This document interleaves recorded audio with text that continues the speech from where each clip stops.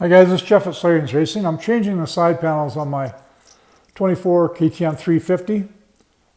This procedure applies to all the 24 models of KTMs and also the 23 XCs and SXF models and SX models, anything with the new style chassis. All right, so they've really gone overboard here to really tie all this plastic together to make it really fit well and function properly and not fall off easily or catch your boot or anything like that. So they've done an excellent job with that, but the downside of that is it makes it very difficult to change out the plastic pieces. All right, so this side, so there's the original one right there. And I'm going to orange here and some new graphics. So you got to remove this bolt here, which is a T35 Torx, and this bolt here, which is behind the side panel here for the air filter. So you just pop that off and you can get to this one. This is the problem child right here. All right, this bolt you cannot access because the fender covers it up and the fender is very tight on there. You can't pry up and get to that bolt.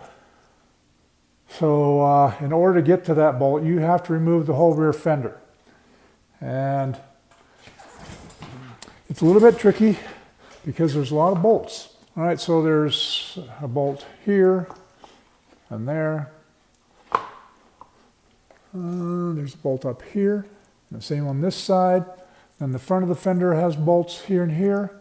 And then the back of the fender has 3 posts now. This one's broken. All right, so in the past there was just 2 posts here and here, and now they've added another one in the middle. They're just tying it all together so things fit correctly, stay attached for a long time, don't fall off out on the trail, and function properly. But like I mentioned before, the downside of that is it's much more difficult to change the plastic pieces. All right, guys, I couldn't find anything online about this. That's why I'm making this video. There's nothing in the service manual or the owner's manual that I could find. Maybe I overlooked it. I don't know. But hopefully this will help you out just a little bit. If you would, please like us on Instagram and Facebook. Subscribe to us on YouTube.